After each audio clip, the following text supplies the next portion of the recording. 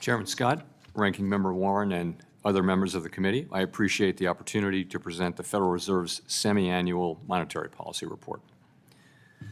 The Federal Reserve remains squarely focused on achieving our dual mandate goals of maximum employment and stable prices for the benefit of the American people. The economy is strong overall and has made significant progress toward our goals over the past 2 years. Labor market conditions have cooled from their formerly overheated state and remain solid. Inflation has moved much closer to our 2% longer-run goal, though it remains somewhat elevated. We are attentive to the risks on both sides of our mandate.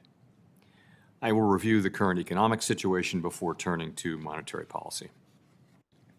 Recent indicators suggest that economic activity has continued to expand at a solid pace. GDP rose 2.5% in 2024, bolstered by resilient consumer spending. Investment in equipment and intangibles appears to have declined in the fourth quarter, but was solid for the year overall.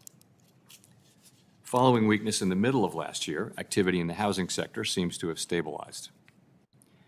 In the labor market, conditions remain solid and appear to have stabilized. Payroll job gains averaged 189,000 per month over the past 4 months. Following earlier increases, the unemployment rate has been steady now since the middle of last year, and at 4% in January remains low. Nominal wage growth has eased over the past year, and the jobs-to-workers gap has narrowed. Overall, a wide set of indicators suggests that conditions in the labor market are broadly in balance. The labor market is not a source of significant inflationary pressures. The strong labor market conditions in recent years have helped narrow long-standing disparities in employment and earnings across demographic groups. Inflation has eased significantly over the past 2 years, but remains somewhat elevated relative to our 2% longer-term goal.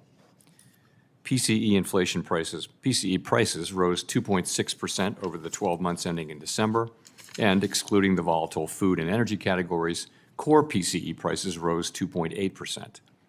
Longer-term inflation expectations appear to remain well anchored, as reflected in a broad range of surveys of households, businesses, and forecasters, as well as measures from financial markets.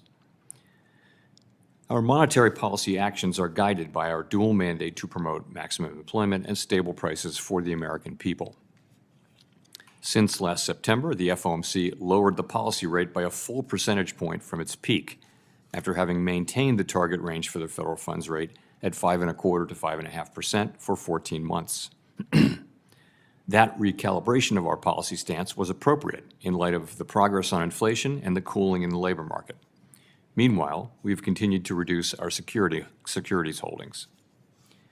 With our policy stance now significantly less restrictive than it had been, and the economy remaining strong, we do not need to be in a hurry to adjust our policy stance. We know that reducing policy restraint too fast or too much could hinder progress on inflation. At the same time, reducing policy restraint too slowly or too little could unduly weaken economic activity and employment. In considering the extent and timing of additional adjustments to the target range for the federal funds rate, the FOMC will assess incoming data, the evolving outlook, and the balance of risks. As the economy evolves, we will adjust our policy stance in a manner that best promotes our maximum employment and price stability goals. If the economy remains strong and inflation does not continue to move sustainably toward 2%, we can maintain policy restraint for longer. If the labor market were to weaken unexpectedly or inflation were to fall more quickly than anticipated, we can ease policy accordingly. We are attentive to the risks on both sides of our dual mandate, and policy is well positioned to deal with the risks and uncertainties that we face. This year, we are conducting the second periodic review of our monetary policy strategy, tools, and communications, the framework used to pursue our congressionally mandated assigned goals of maximum employment and stable prices.